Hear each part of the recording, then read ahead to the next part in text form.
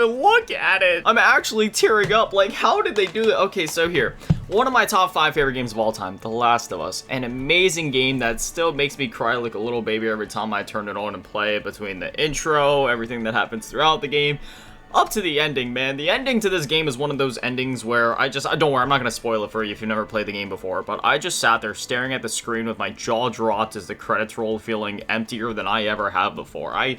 The Last of Us Part 1 and 2 messed me up, man. Those are some of my top 5 favorite games of all time. Love these games so much. And look at the PS3. You know what? I need to go grab another PS3 case, because the PS3 cases, I think I need to devote an entire video just to talking about the history of PlayStation 3 cases, because there's a lot to talk about. So unfortunately, I don't have one of the blue label PS3 cases yet, but I'm gonna be ordering one later today, because I found one on eBay, and yeah, it was going for a good price, and I was like, hey, it's one of those things where, despite the fact that I just said that I only want black labels, those blue label PS3 cases are cool enough, distinct enough, and have enough cool history of them to where it's like, I want to get that, plus it's a game I've really been wanting, so I'm not going to spoil it, because we'll go over that in my next video game pickups video, which will be coming up within the next couple, however many, whatevers.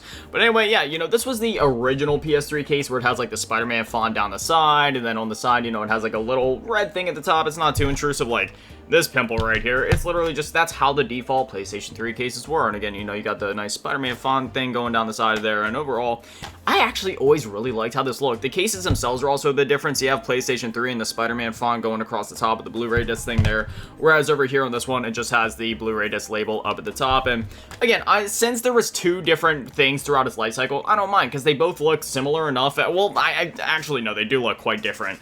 But it's just one of those things where it's like, hey, this is where the PS3 was at this time, and that's where it was at this time. And on the shelf, I mean, they still look great together. So, you know what? I'm fine with that. But then, well, what are we doing here, dude? This red case completely spits in the face of the design, language, and artistic direction of the Demon's Souls cover art. You have this very nice white, bluish, grayish kind of color scheme going on here, trying to set a very melancholic, maybe somewhat depressing vibe. And then all around it, I will say though, I did get a good price on this game, and that is another benefit of getting greatest hits game, is that if you go for a black label copy of a game, even if it's something that goes for a bit less money, like usually the Lego games on any console or tend to be a bit cheaper, even getting a brand new sealed copy of that might be a bit more. But if you're buying PS3 games nowadays, and you're okay with buying brand new versions of games that, even, you know, if they're greatest hits, you can get greatest hits games brand new and sealed for relatively cheap. I bought this like only like a year or two, no, it was more like 2-3 years ago, something like that. But I got it like brand new for like $15, 15 to 20, something like that. And for like a brand new PS3 game in the 2020s, that's pretty good. So I'm not mad with the price that I paid for this game.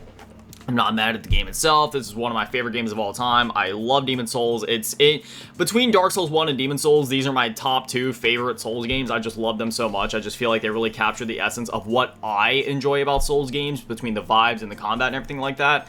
I love Dark Souls 3, Elden Ring, and Bloodborne. Obviously, they're fantastic masterpiece games. It's just, there's something about the vibes and the slower, kind of more dreadful atmosphere of these first 2 Souls games, where it's like, that's what I don't know, just something about that just really draws me in. But anyway, yeah, going back to actually talking about the cases themselves, this red pit, like when you have this on a shelf right beside that, it's like, it sticks out so bad. Like, even here on video, it probably doesn't actually show up as well, but when it's actually on the shelf, you don't even understand. I have like 4 greatest hits PS3 games in my collection, and the rest are all like normal black labels, whether that be the older first one with the Spider-Man font, or the later ones that came with, like, you know, like up at the top here.